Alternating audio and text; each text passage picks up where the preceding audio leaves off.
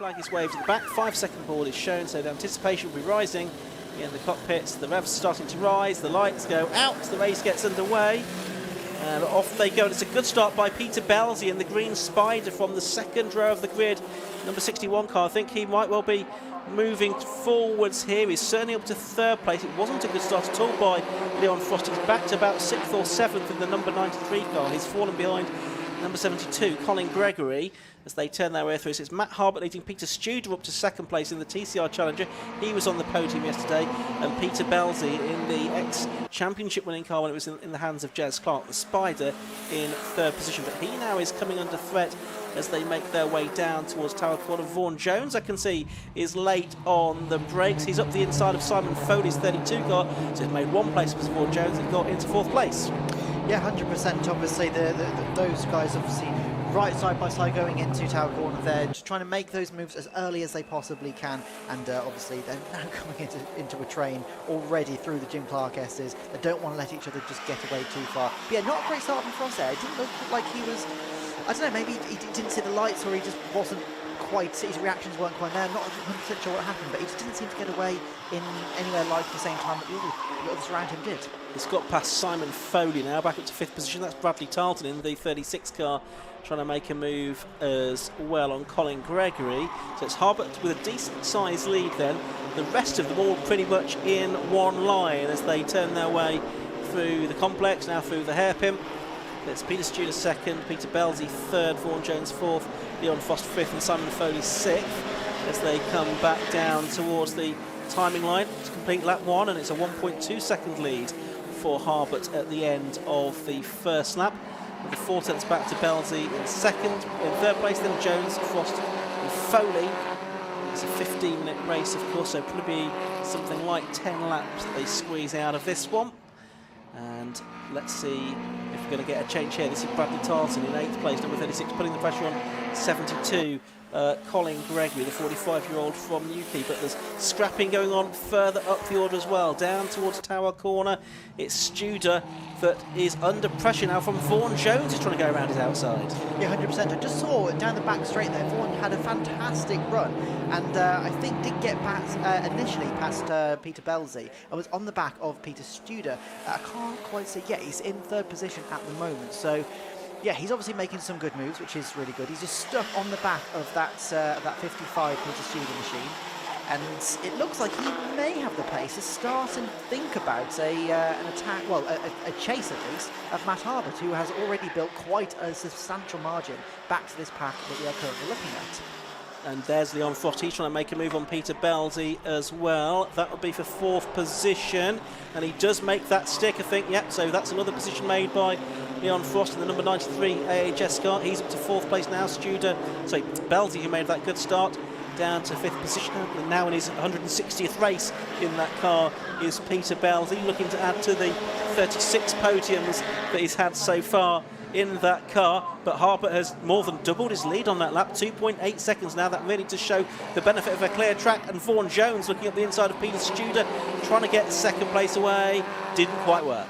No, not at all. And all the while this is happening, Leon Frost is staring at the back of that number 3 machine and just going, if you make a mistake, I am there. And it looks like he is so comfortable in that car. After initially making that little mistake at the start of the race, he now looks to have that pace. And the 3 of them are so close down the back straight, going into Tower Bend now. Who is going to come out on top? We've got 3 side by side. It looks like Leon Frost might be able to take Vaughan Jones, but not quite. There we go. And Leon Frost is into third position. And somehow Peter Studer has managed to just have the 2 cars up the inside of him and still come out in second position.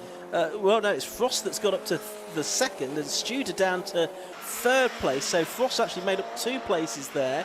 And there's Peter Belzy in 5th and Simon Foley in 6th. So Vaughan Jones sort of staying more or less where he was, really, as a result of that. And Frost, I think, using the advantage of a double toe down straight towards Tower. They went 3 wide into the corner. There's Peter Belzy, though, in the number 61 car. Here's Matt Harbert, though. He's now got the blue car directly behind him. It was a 2.8 second gap at the start of the lap, and I'm sure he'll realise now that he's got that blue car of Leon Frost behind him. He can't afford to relax, Matt Harbert in the lead of the race. So it's Frost number 1. 93 in second place is Frost. Third is 55, Peter Studer. 4th is number 3, Vaughan Jones. But Jones again right in the toe. You can barely see him on the pictures on the live stream. He jinks out to the left-hand side of the circuit. Can he go around the outside at Clervaux corner? Yes, he can. Whoa, but he's got off through the gravel trap and still managed to hold it, Kieran. That was absolutely astonishing. He left just enough racing room for Peter Studer to go up the inside there and him to just swoop around the outside. He had enough speed, he had the pace, and he had the grip, and he had the trust. But when he just dipped that wheel in the gravel, he just kept it in a straight line. That is fantastic, fantastic racing between the two of them, just giving each other just enough racing room. Peter Studer in the toe this time. Not close enough, though, to make any use of that and get back past Vaughan Jones and into third position. Vaughan, who is 47 from Abergavenny, an asset manager for the local authority, been racing in Formula V since 2017. He's the chairman of the V Centre as well, and he and his other half, Caroline, they involved in the preparation of the car. It's a Steve Glaswell designed and built Storm that he campaigns. Now up into third position there. Got Peter Studer behind him in that 55 car, the TCR Challenger. Frost is pushing on a bit too deep into the complex, maybe, possibly carried a bit too much speed into the corner, so that may end up ultimately losing him time. He was 3.3 seconds behind Matt Harbert at the start of the lap. We'll see how big that gap is at the end of it, if he is indeed making up any progress towards the leader. Was 3.3, it's now 3.3. They, to within a hundredth, or no, to within a tenth, did an identical lap time, so pretty close stuff there, Kieran. Yeah, 100% obviously, and this is what we were seeing yesterday. They had such similar pace and they couldn't really do too much about it. And, well, as we're seeing, they had a 3.3 second gap at the start of the lap. They have a 3.3 second gap at the end of the lap. Leon Frost can't make too much inroads. Matt Harbert sees that number 93 machine now in the back end of his mirrors and he's going, right, foot down, I'll get you as far back as I possibly can. But he can't gain, but he can't lose either. 8 minutes of the race left to go, so still more than half. I think it's probably going to be a 10-lap race, so 6 laps to go, including the one they are on. There's Belzy, in 61, he's in 5th position. It just seems to have settled down a little bit now, doesn't it, after the very combative early exchanges, and the first sort of 5 or 6 cars a little bit more well spread out than they were a little bit earlier on. But here's a scrap further back. It involves Colin Gregory, I should say, and number 4, the local driver from 5 miles down the road, Tim Probert, a long-time competitor, occasional race winner, the 64-year-old who's been racing in V for more than 2 decades now. He's racing a 2005 Storm, although it's had 2 new chassis in the time that he's had it, so not quite sure how much of the original there is left. I was about to say, is it really a 2005 then? Well, exactly. I think he does describe it as a bit of a Trigger's broom. This car was originally built from a Stephen Glaswell kit, the man behind the Storm chassis design. So end of lap 5 now, 3.4 seconds now the gap, so Harbour's just inched a little bit further away. Yes, absolutely. And Vaughan Jones is sort of keeping tabs on Leon Frost. I think Leon is just starting to pull away from himself and Peter Studer though. So yeah, the front runners just seem to have spaced out a little bit more now. And this is what we see sometimes. I just want to say as well, James Cater in the chat just said he's currently at Silverstone watching GT, and he's also watching this on his phone. So this is the life he's saying. That is one heck of a motorsport fan. We love to see it. There's Phil Waterhouse. He's a motorsport nut, if ever there was one as well, isn't he? With his YouTube channel and all that time he spends in his garage preparing his car, the Ferrari. There's number 28. That is Sam Engineer, another long-time competitor. Storm for the man from Bedford. Now there's a green light panel at the exit of Hawthorne, which means there must be someone off at Hawthorne. There's a yellow flag there. There is a car off. I think it's the 32 car that has stopped, which is that of Simon Foley, who was running well up the order. So Simon Foley in the Maverick now, I think possibly out of the race. There it is. the car just up against the barrier. And that's John Elsey, the 750 Most Club photographer. He was saying to me earlier, he was in the wrong place at the wrong time all day yesterday. Well, hopefully he's got a shot of whatever happened to Simon Foley there. Yeah, absolutely. Unfortunately, I think that's a bit of a blind spot for our trackside cameras. So hopefully Jonathan managed to get something that that we can understand exactly what happened there. Hopefully that he's all right down there. I'm sure he looks okay. We wouldn't. Oh, he's out of the car. That's the main thing. So he's okay. It looks like can't see any damage, so it may have just broken down. Yeah, I think it was a mechanical issue rather than anything else. Looking at the information on my screen, there's the 75 car. That's Mark Egan out there in the Ray. Of course, the Ray was mainly known as a Formula Ford chassis, but a few of them were converted to race in Formula V as well. And he's chasing after number 25, which is Daniel Land. Daniel having got ahead of him on that previous lap. There's 4.5 minutes to go, and now Egan is under pressure from Sam Engineer in the 28 car as they come down into Clervaux, but Sam unable to make it through there. Yeah, 100%. He just had the measure. He understood that he needs to brake at a certain point, and he can just swoop around the outside without too much of an issue.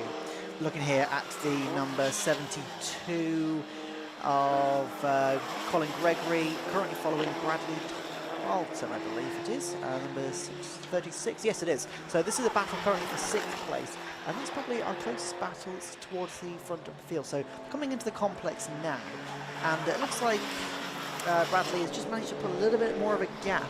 And I have been noticing that he's pulling quite a wide line coming around the complex in comparison to some of the other cars. He's taken a much wide line initially and then cutting in a little bit later on, and it seems so far to be working for him.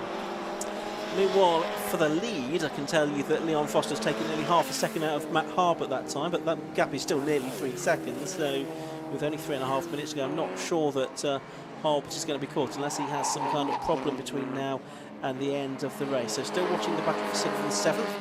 Bradley Tarleton, number 36, the train driver from Bradford-on-Avon, 37 years of age, only in his 2nd season of racing. He's a 2013 GAC, and Steve Bailey and Jason Chatton, and also he's been in the Foley family as well, this car. He's preparing the car himself, is Bradley, and chased by Colin Gregory, who's had lots of unreliability in his car over the last 4 years, but he goes up the inside here of Tarleton to take 6th place. Hopefully that's coming to an end. He did come home 7th yesterday. Looks like he might be on for a 1-place improvement today. 100%, yes, absolutely. And obviously, yeah, preparing the car yourself, it's always better to see that progress and to understand, and especially in your 2nd season of racing, every single race, every single session makes a difference. You can understand a little bit more every single time. So yeah, great to see obviously him making progress. And now Gregory is his more experienced rival, Bradley Tarleton, is ahead, so Tarleton will learn some more from this, no doubt. Colin's car is prepared by his 75-year-old dad, Peter. It's very much a family affair for the team running that.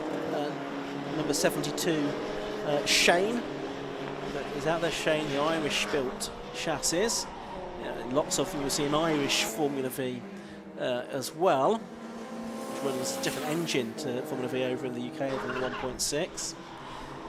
Here is the battle for 11th and 12th places. This is Rick Lanier, and he's got behind him now the number 12 car, as we have a car off into the barriers behind us. Phil Waterhouse has gone off into the barriers just behind our commentary position. Can't really see him on the camera, don't think. There we are, we just see the back of him, and Phil, thankfully, climbing out of the car. He's okay. But frustrated.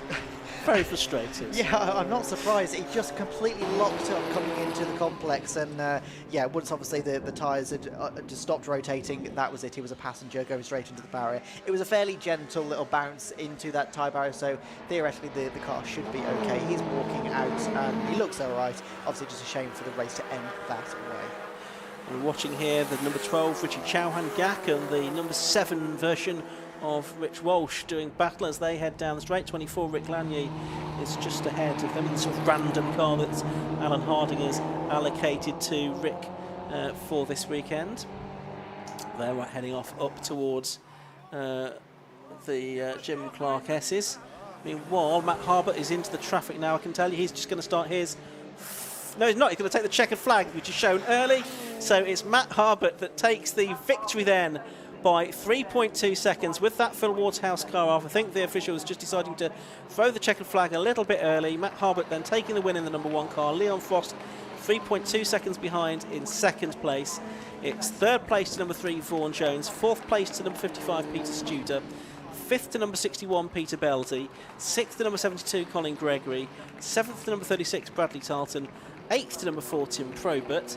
And still with the cars coming through, Lewis Scholes in the 50 car, the car that his uncle Steve O used to race, is 9th, and 24. I think he's just going to hold on to 10th place, and that is Rick Lanier, but it was nose to tail over the line with Rich Walsh just behind him, and Richie Chauhan. So you've got Rich and Richie all together there, 10th, 11th, and 12th, separated by about 8/10 of a second. And then I think it's going to be Daniel Lanier, Sam Engineer and Mark Egan to complete the finishers on the leading lap, 15 of them, with Chris Wilshire having been lapped. But there's Matt Harbert then, so he has started his season off with 2 wins here at Croft. He had 6 wins in all last year. At Croft last season he shared them with Craig Bell, but he's got both of them here at Croft this weekend, and he'll head into the next round of the championship, which will be at Castle Combe on the Maybank holiday Monday in the championship lead. Confirmation of those results then, it was a win for number 1 Matt Harbert in the AHS Dominator, 9 laps completed for him. Second place went the way of the number 93 car, that was Leon Frost, 3.245 seconds behind, another AHS Dominator. Vaughan Jones on the podium this time in number 3, the Storm. Fourth to number 55, Peter Studer. Peter Belzy it was that took 5th position I should say, in car 61. Colin Gregory, number 72, was 6th. 7th went to number 36, that was Bradley Tarleton. 8th was number 4, Tim Probert. 9th was number 50, Lewis Scholes. Rick Lanier in the 24 car completed the top 10, but only just because Richard Walsh in number 7 and Richie Chauhan in the 12 car were right behind him. Daniel Lanier was 13th, Sam Engineer 14th, and Mark Egan, the last of the finishers on the lead lap, with Chris Wilshire 1 lap down. Phil Waterhouse was off into the barriers in the Ferrari at the complex, a couple of laps from the end, and Simon Foley retired mid-race. He pulled off at Hawthorn. So that's all the Formula V action for this weekend. As I say, they are back in action at Castle Combe on the Whitsunday holiday Monday, 26th of May. We look forward to taking a few 750 Motor Club categories down to join the Castle Combe Racing Club on that occasion. Cars are filing down the pit lane. Kieran will no doubt be down there and trying to shepherd the drivers that he wants to talk to into his company.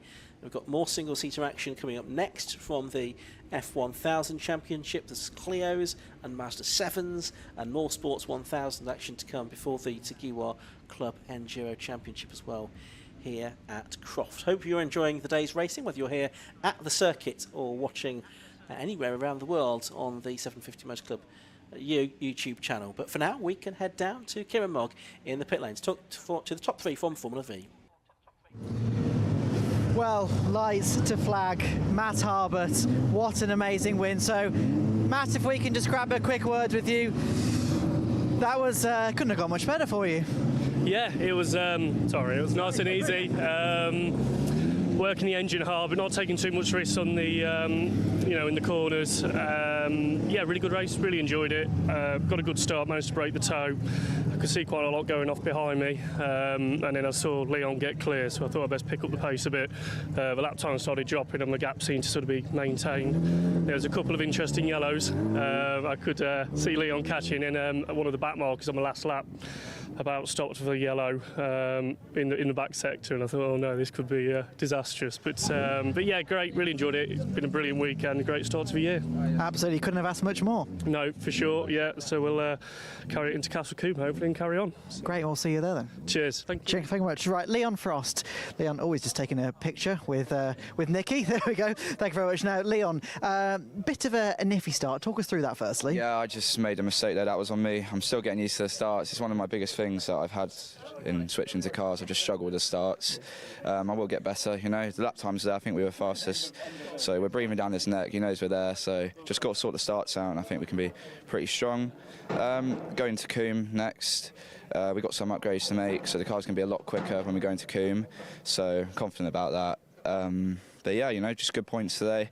A bit disappointed it was my mistake. I messed up, but we got the speed, we got the pace. He knows we're catching, so just got to keep pushing now. You definitely had the speed. I just want to quickly talk about that move into tower, double overtake. That was pretty impressive. Yeah, literally, I was on the edge of the track. I thought, I've got to go for it. I've got to make it happen.